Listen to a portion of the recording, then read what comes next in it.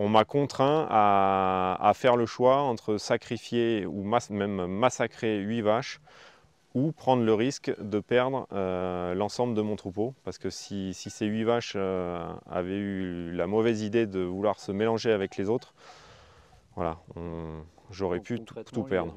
Alors mercredi dernier, l'administration a abattu 18 de mes bêtes et c'est vrai que alors déjà que le fait de perdre 18 bêtes c'est déjà assez compliqué et traumatisant, mais là les conditions étaient, je dirais, extrêmes. Il n'y a eu aucune anticipation des services de l'État. Moi, j'ai été bloqué avec l'expert. Je n'ai pas pu accéder suffisamment tôt pour pouvoir voir les bêtes avant l'abattage.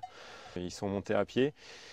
Et moi, j'ai été prévenu par des collègues qui étaient déjà sur place et qu'ils avaient commencé l'abattage avant même que l'expert soit arrivé et avant même que moi, j'ai pu voir les vaches, quoi.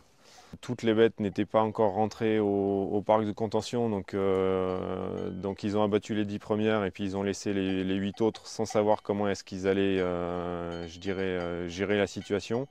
Et ben l'abattage s'est déroulé d'une manière assez exceptionnelle, assez traumatisante.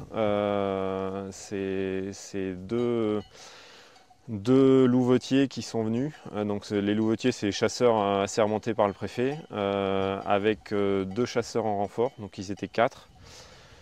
Et j'ai dû pousser avec les collègues, j'ai dû pousser les 8 vaches sur une zone à découvert pour que les chasseurs puissent les abattre à la carabine.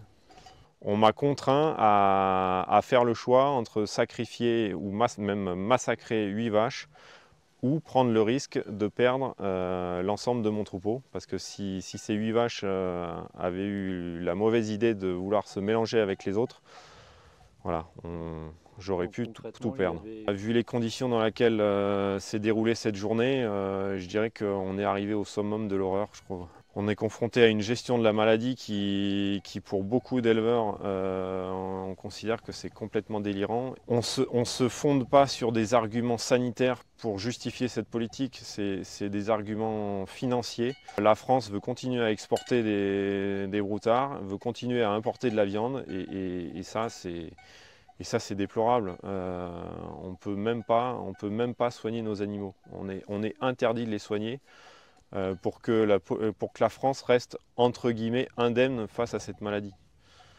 Alors qu'on sait très bien qu'une maladie, on ne peut pas l'éradiquer. On la mettra éventuellement en sommeil, mais on ne peut pas l'éradiquer.